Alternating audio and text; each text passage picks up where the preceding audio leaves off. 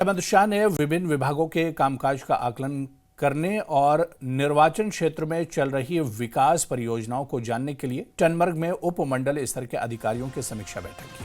बैठक में अधिकारियों ने विधायक को अपने अपने क्षेत्रों में सार्वजनिक सेवाओं में सुधार के उद्देश्य से चल रहे कार्यों, योजनाओं और भविष्य की योजनाओं की प्रगति के बारे में जानकारी दी।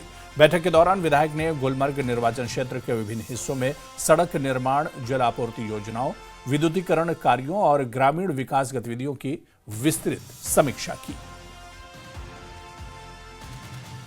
It was a review of all the sectors। जो हमारी सब डिविजनल ऑफिसर्स हैं उनसे हमने जो है कामों का जायज़ा लिया, कितने काम सैंक्शन हुए थे और कितने कामों में टेंडर्स हो गए, काम कितने पर शुरुआत होगी और कितने रह गए हैं।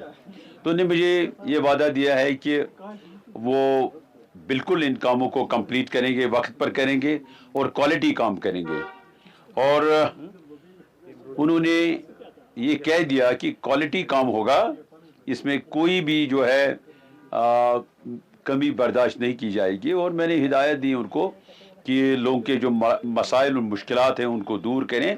इसी तरह से हमने जो है रिव्यू लिया स्नो क्लियरेंस का आगे, एंड देन पीएचई, इलेक्ट्रिसिटी और जो हमारे जो पीडब्ल्यूडी के अंडर भी रोड्स आते हैं उनकी स्नो क्लियरेंस, और एक जामिया प्लान उन्हें बनाया है।